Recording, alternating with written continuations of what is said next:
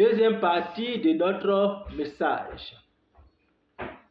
La liberté en Christ. Si vous voulez, ma liberté en Christ. Nous avons vu en 1, nous sommes libérés de l'esclavage du péché. En 2, comment se traduisent les effets personnels de ma liberté en Christ. Voilà. Parce que je suis libre de mes choix. Voilà. Est-ce que mon choix glorifie Dieu? Voilà. Troisième point. Quels seront les effets de ma liberté de pécher sur les autres? Voilà. Lorsque je pêche délibérément, de façon consciente, quel effet cela produit sur les autres?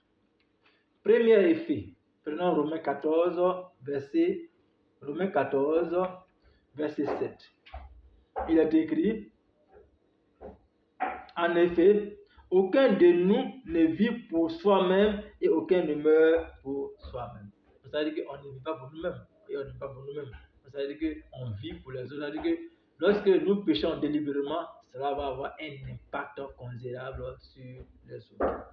Deuxième passage, on va lire encore Romains 14, verset 16. Romains 14, verset 16. Ce qui est bien pour vous ne doit pas devenir pour d'autres une occasion de critique. Voilà. Ce qui est bien pour moi ne doit pas devenir une occasion de critique pour l'autre. Voilà. Ça veut dire que lorsque je pêche, ça agit également sur l'autre aussi également. Voilà. Romains 14, verset 18. Romains 14, verset 18. Celui qui sert le Christ de cette manière est agréable à Dieu et approuvé des hommes. Non seulement lorsque je sers Christ véritablement, en étant libéré, en comprenant, en ayant la bonne compréhension, en pratiquant la bonne compréhension de la liberté en Christ, voilà, et que mon impact est positif sur les autres, voilà ce que ça engendre selon le verset 16. Selon le verset 18, pardon. Selon le verset 18, voilà ce que ça va s'entendre. Celui qui sert le Christ de cette manière est agréable à Dieu et approuvé des hommes. C'est-à-dire que je suis non seulement approuvé de Dieu, et c'est encore approuvé des hommes. Voilà. Donc, dans cette partie-là, quels seront les effets de ma liberté de pécher sur les autres? Vous pouvez lire 1 Corinthiens 8, verset 9 à 13.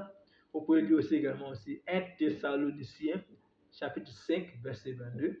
Vous pouvez lire également aussi Actes, chapitre 6, verset 1 à 3. Et également aussi Actes, chapitre 16, verset 1 à 2. Également aussi Colossiens 4, verset 5.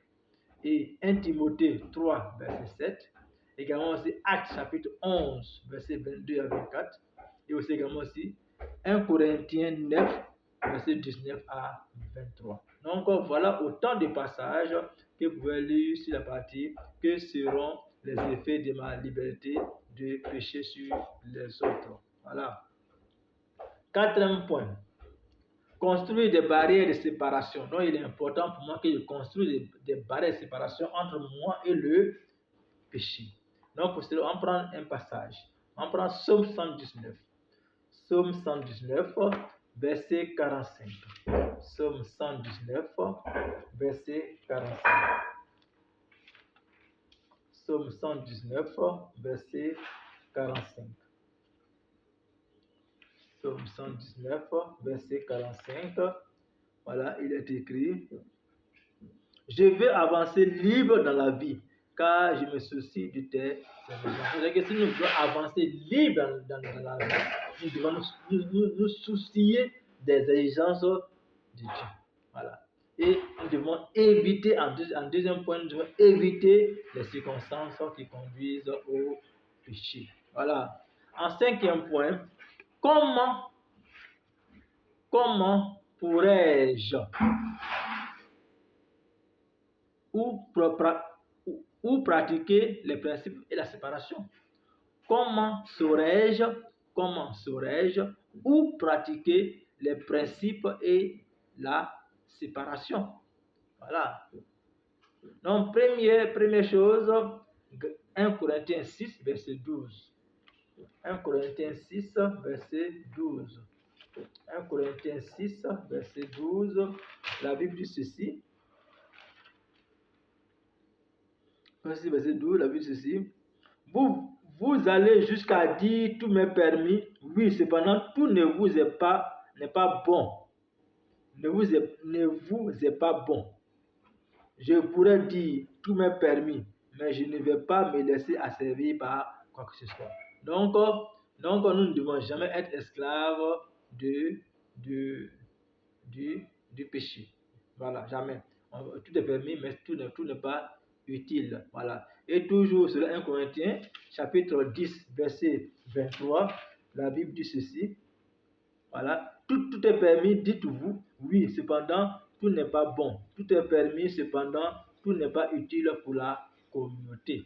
Tout n'est pas utile pour la communauté. Donc, pour moi, pour pratiquer les principes et la séparation, c'est dans la communauté. D'abord, en moi-même, voilà. Il faut qu'en moi-même, cela soit séparé, cela soit connu, cela soit réel, en fait, et aussi également aussi dans la société. Voilà pourquoi, lorsque vous allez lire le passage, comme par exemple Colossiens 3, verset 17, on va lire ça rapidement. Colossiens 3, verset 17. Voilà, la Bible dit: tout ce que vous faites en parole ou en action, faites-le au nom du Seigneur Jésus-Christ, en remerciant par lui Dieu le Père. Donc tout ce que nous faisons doit glorifier notre Seigneur Jésus-Christ. Donc vous pouvez lire également aussi Acte 24, verset 16, 1 Corinthiens 1, verset 8, 1 Thessaloniciens 5, verset 23, Romains 14, verset 13, et Romains 15, verset 1 à 2, et 1 Corinthiens 10, verset 31 à 33, et 1 Pierre 3, verset 16, Hébreux 13, verset 18, 1 Timothée 1, verset 5. Donc voilà ce que nous pouvons lire. Que Dieu nous bénisse.